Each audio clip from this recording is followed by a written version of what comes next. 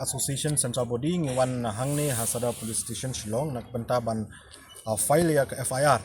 halor ka way ka fake Facebook account kabala create da nau ni bru ba kerteng u kirin ba marak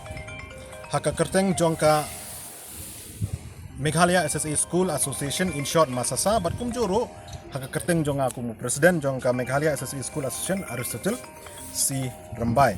tiya kani ngi nakalian jonga ban nakalian jongi hi kum kaseng ngilap haka por menin janmit te kani ka post kala long viral bha te nakalian jongi ngilawan menta kasngi nakamata ban lodge ya ka FIR hang ni for further investigation nakalian jongka police department nalo nang ta susu hapo jongka ni ka group way no bru ba kerteng kum tengsi sangma ula share ka way ka post ka bangi hi nakalian jongka association ngis ngau bangi penremjor ya kum kini ki jaj post ki ba pen kurmar khamtam ya ki parano hikai SSE jongi ba kum juru hi ya ki nong chong chinong jongka jela Meghalaya hi barok ka way kina kalian jongi maneng ile ya keren hi bat ki police officer in charge hang ni bangi ong ba kidai ban ngi kwa ban pha ka message ya barok ki nong hikai SSE kat kum ka jimbut din jongi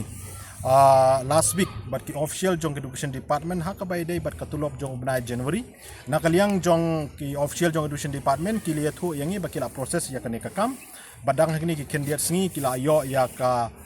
phone na ka central government ka badai ka third installment bat menta kidang up bakan credit kane ka pisa nak account jong ka central government sya ka account jong ka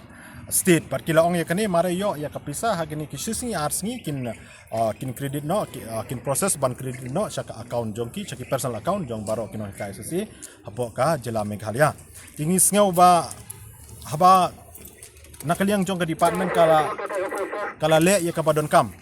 kala de proses ya ka file hakabay day bat katulok jongi tekani kalong ka datang ban pentho bria ya ka seng jongi kum kino ka SSE ka Meghalaya SSE School Association bat kum juro ban pentho bria ya